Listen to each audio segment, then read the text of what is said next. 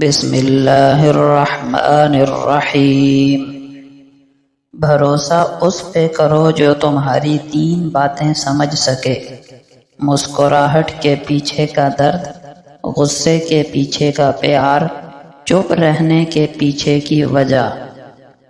اچھی باتوں کا اثر آج کل اس لیے بھی نہیں ہوتا کیونکہ لکھنے والے اور پڑھنے والے دونوں یہی سمجھتے ہیں کہ یہ سب دوسروں کے لیے ہیں۔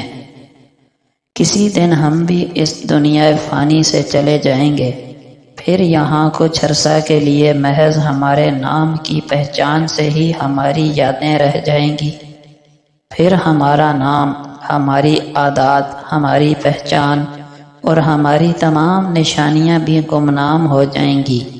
کوئی نہیں جانتا ہوگا کہ ہم کون تھے، ہماری پہچان کیا تھی، اور یہی زندگی اور موت کا کھیل صدیوں سے یوں ہی چلتا آ رہا ہے۔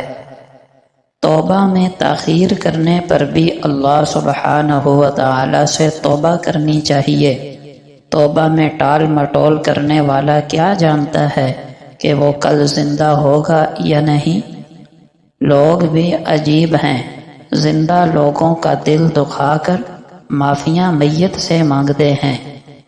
ہماری بری عادتوں میں سے ایک بری عادت یہ بھی ہے کہ ہم اپنے مطلب کی بات دماغ میں بٹھا کر دماغ کو تالا لگا کر چابی نگل لیتے ہیں اور کچھ بھی سمجھنے سے عاری ہو جاتے ہیں، پھر چاہے وہ سمجھنا ہمارے لیے کتنا ہی ضروری کیوں نہ ہو، ہم نہیں سمجھتے تاکہ کہیں کسی کی بات مان لینے سے ہماری انا کی شکست نہ ہو جائے، کیونکہ بعض اوقات ہماری انا ہمارے ایمان سے بھی اوپر چلی جاتی ہے۔ کسی نے کیا خوب کہا ہے، کیوں نہ تماشا ہو جب انا بے تحاشا ہو۔ بس اتنی سی کوشش کیا کرو کہ کوئی تمہاری وجہ سے رب تعالیٰ کے سامنے نہ روئے۔ عقابی روح جب بیدار ہوتی ہے جوانوں میں، نظر آتی ہے ان کو اپنی منزل آسمانوں میں۔ وقت سے ہارتے وہ ہیں جنہیں اللہ پہ بھروسہ نہ ہو۔ صرف دل ہی کے اچھے ہونے سے بہتر ہے کہ انسان زبان کا بھی اچھا ہو، کیونکہ لوگوں کا واسطہ سب سے پہلے آپ کی زبان سے ہی پڑتا ہے، دل تک تو کچھ ہی لوگ پہنچ پاتے ہیں۔ ہم دنیا کو ہی سب کچھ سمجھ بیٹھے، جبکہ بنانے والے نے بتایا ہے کہ یہ ایک دھوکہ ہے۔ دنیا میں اگر کسی چیز کو پہلی فہرست پر رکھنا بہت ضروری ہے تو وہ ہے آپ کا ذہنی سکون، باقی سب چیزیں عارضی ہیں، وقتی ہیں۔ مطلب بہت وزنی ہوتا ہے، جب نکل جاتا ہے رشتے بے وزن ہو جاتے ہیں۔ کبھی بھی غصے میں فیصلہ اور خوشی میں وعدہ ہرگز نہ کریں۔ موت کا خوف ہے لیکن گناہوں پر روک نہیں، جنت بھی جانا ہے لیکن نمازوں کا شوق نہیں۔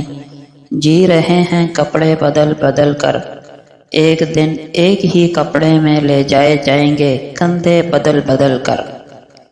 الفاظ استعمال کرتے وقت ایسے ہی احتیاط کریں جیسے مچھلی کھاتے وقت کانٹوں سے کرتے ہیں، کیونکہ یہ سچ ہے کہ کانٹے تو صرف جسم کو تکلیف دیتے ہیں لیکن الفاظ دلوں کو چیر دیتے ہیں۔ مکان کچا ہو یا پکا، زندگی گزر ہی جائے گی، لیکن ایمان پکا نہ ہوا تو قبر کی زندگی مشکل ہو جائے گی۔ مرنے کے بعد فوتگی میں آج کی روٹی ہماری طرف سے کہنے سے کہیں بہتر ہے کہ زندگی میں یوں کہا جائے بیماری کی دوائی ہماری طرف سے۔ آج کل تعلیم زیادہ ہے اور علم کم، جبکہ پہلے زمانے میں تعلیم کم تھی مگر علم زیادہ تھا۔ رسول اللہ صلی اللہ علیہ وسلم کا فرمان ہے، جہاں کہیں بھی تم رہو اللہ سے ڈرتے رہو اور گناہ کے بعد نیکی کر لیا کرو، وہ اس گناہ کے اثر کو ختم کر دے گی، اور لوگوں کے ساتھ حسن اخلاق سے پیش آؤ۔ آپ صلی اللہ علیہ وسلم نے فرمایا، جب اللہ تعالیٰ کسی بندے کے ساتھ بھلائی کا ارادہ کرتا ہے تو اس سے عمل کراتا ہے۔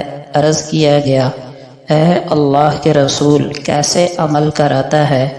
آپ صلی اللہ علیہ وسلم نے فرمایا، موت سے پہلے اسے اعمال صالحہ کی توفیق عطا کر دیتا ہے۔ نبی اکرم صلی اللہ علیہ وسلم نے فرمایا، عورتوں کے بارے میں میری وصیت کا ہمیشہ خیال رکھنا، کیونکہ عورت پسلی سے پیدا کی گئی ہے اور پسلی میں بھی سب سے زیادہ ٹیڑھا حصہ اوپر کا حصہ ہوتا ہے۔ اگر کوئی شخص اسے بالکل سیدھی کرنے کی کوشش کرے گا تو انجام کار اسے توڑ کر رہے گا، اور اگر وہ اسے یوں ہی چھوڑ دے گا تو پھر ہمیشہ ٹیڑھی ہی رہ جائے گی، یعنی اسی ٹیڑھے پن کی حالت میں ہی اس سے فائدہ اٹھانا ممکن ہے۔ لہٰذا عورتوں کے بارے میں میری نصیحت مانو، عورتوں سے اچھا سلوک کرو۔ نبی کریم صلی اللہ علیہ وسلم نے فرمایا، خرچ کیا کرو، گن گن کر نہ دیا کرو تاکہ تمہیں بھی گن گن کر نہ ملے، اور جوڑ جوڑ کر نہ رکھو تاکہ تم سے بھی اللہ تعالیٰ اپنی نعمتوں کو نہ روکے۔